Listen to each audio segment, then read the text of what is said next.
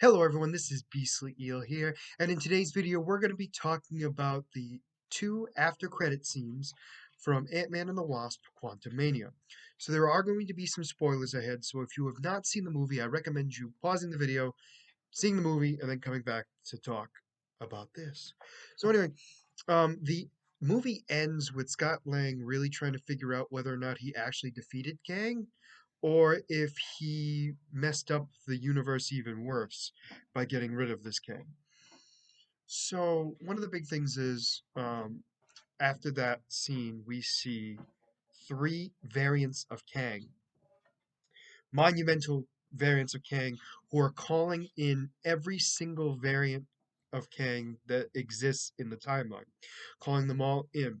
Now, there are two for sure that we know of, and um, the third one I'm guessing, so I'm not 100% sure on.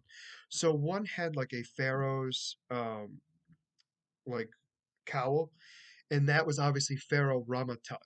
Now, Pharaoh Ramatut was actually the very first variant and very first rendition of Kang the Conqueror that existed in the MCU. I mean, not in the MCU, sorry, in the Marvel Comics.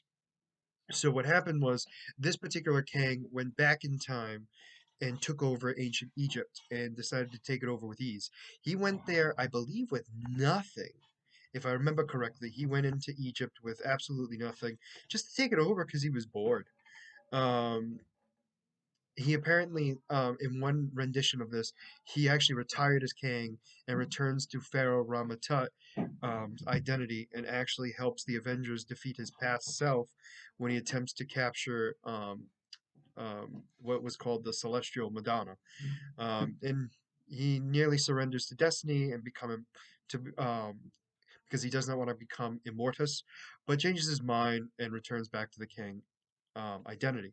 So Pharaoh Ramatut was shown there 100% as a variant of Kang, and I believe it has been confirmed that he is going to be in Fantastic Four. The other one we see is actually Immortus. Um, it is supposedly the most powerful being um, of them all. In fact, also the oldest one of them all. So Immortus is supposed to be the oldest variant of them all. So he literally has lived longer than all of them combined, apparently.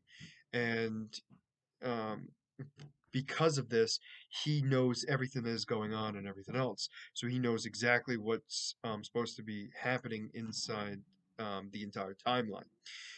He, just like all the other variants, has no superpowers, but it has a genius level intellect and extensive knowledge in all types of sciences, and was even known to have tutored the timekeepers themselves due to him being basically immortal. The timekeepers, though, obviously are very different in the MCU. They don't exist the same way as they do in the comics. But that being said, Immortus is considered to be, like I said, the oldest one of them all, and supposedly the strongest, and strongest just basically meaning that he's the oldest. And then the third one that was there, this was not clear, and I had to look in every aspect of um, media to try to see if anybody else thinks it's this person. So the third one, who looks the youngest out of them all, makes me think that it is actually Iron Lad. Now, Iron Lad is actually a adolescent version of Kang who learned about his future from an older variant of himself and actually goes back in time to try to stop basically stop what happens from him being a villain. But there are times where he actually goes back to being the villain at certain points, so it's kind of a tough thing overall. But I'm going with Iron Lad just because the way the third one looked, he looked younger, but he also looked like he had a much different suit than all the others, which made me think of the Iron Lad because even though in the comics it's supposed to look like an Iron Man suit, it's actually something completely different, and because of it, it moves in a very different way. It's completely able to be controlled by him, whether he's in it or not. So it is literally able to come apart. But the difference in this one is it looks like this particular one is infused into him. So it is very difficult to know for sure which one that is. So, like I said, the three of them that are 100%, I mean, the two of them that are 100% confirmed are Farah Ramatut and Immortus. And they're getting all the Kangs ready for the Kang Dynasty, which is going to be the next big Avengers movie. Now, that's how they get together, and that's how that particular after credit scene ends. In the second after credit scene, it's actually a scene from Loki 2. And what it happens in this scene is they're actually in the past, where there's a scientist who looks incredibly like Kang, trying to show off what's going on. So this is 100% a Kang variant who is going by the name of Victor Timely. Now, in this particular variant, he actually goes uh, back into a quiet town called Timely, Wisconsin, in around 1901, where he goes there occasionally and resides as the mayor of called Victor Timely. And at times, depending on when he goes, he also poses as his own son, Victor Timely Jr. And in fact, because of him going there, he actually visits a college graduate by the name of Phineas Horton, who actually creates the very original Human Torch. Now, I know that sounds weird when I say that, but the original Human Torch was actually a robot. It was not a human, just so you're aware. So what happens here is the reason why this actually could very well happen is because we see in Iron Man. No, in Captain America, sorry, not Iron Man 2. It is Captain America, the first one. We actually see when they have the expo that Howard Stark's one of the pieces that are put there is the Human Torch. And it would make sense that it was already built because if it was built in the early 1900s, it would have been wanting to be displayed around that time, which was right around World War II and all this going on. So a lot of this maps out very well, and it looks like we see Loki and Morbius there, and it sounds like they're looking for the Kang variants and removing them one by one. Now we don't know that piece for sure, but that is going to be my guess.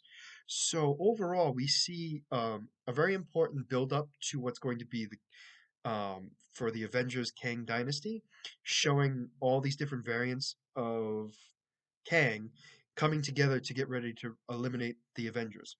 And then we also are actually the timeline itself. And then we have the second scene, which is I guess the best way to put it is a trailer for Loki 2, Loki season 2. And we're going to be seeing Morbius and Loki hunting down the different variants of Kang. So overall, we are going to be seeing a huge buildup of Kang. And I think the big thing here too is Jonathan Majors is portraying every single variant of Kang. So he will be playing all of them and has so far. And he is doing a phenomenal job, in my opinion.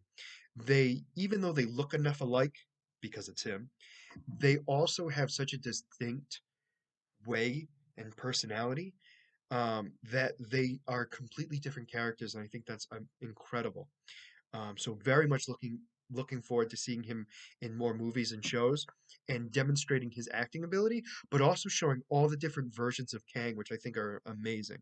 So I am 100% looking forward to what's coming up in the MCU for Phase 5, mostly due to the fact of what Jonathan Majors is doing.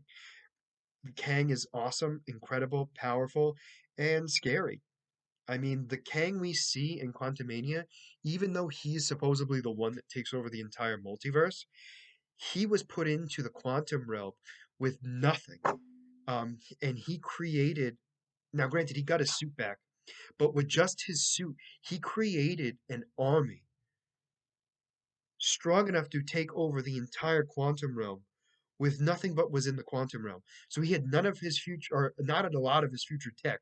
All he had was the tech that was in his suit, and he had to replicate it himself with scraps and everything else, I would imagine. So therefore, he was able to do so much in such a small amount of time and take over the entire quantum realm with almost nothing, which I think is incredible. um, because that shows how powerful he can be with nothing. Then imagine what he could do with his entire arsenal of future tech, where he could eliminate a timeline with ease. Very much looking forward to it. Cannot wait to see more. Let me know what you guys think in the comments below. What did you think of this movie? Did you like it? Did you not like it? I know there was a lot of mixed feelings about this movie. Um, I disagree with the negative feedback. I think overall it was a great movie, and I just really enjoyed it. Um, Also, if you like the content you see, please like and subscribe below. Make sure you click the little eel, which I think is in this general area right here. And as always, thank you for watching. And this is going to be Beastly Eel signing out. Have a great night.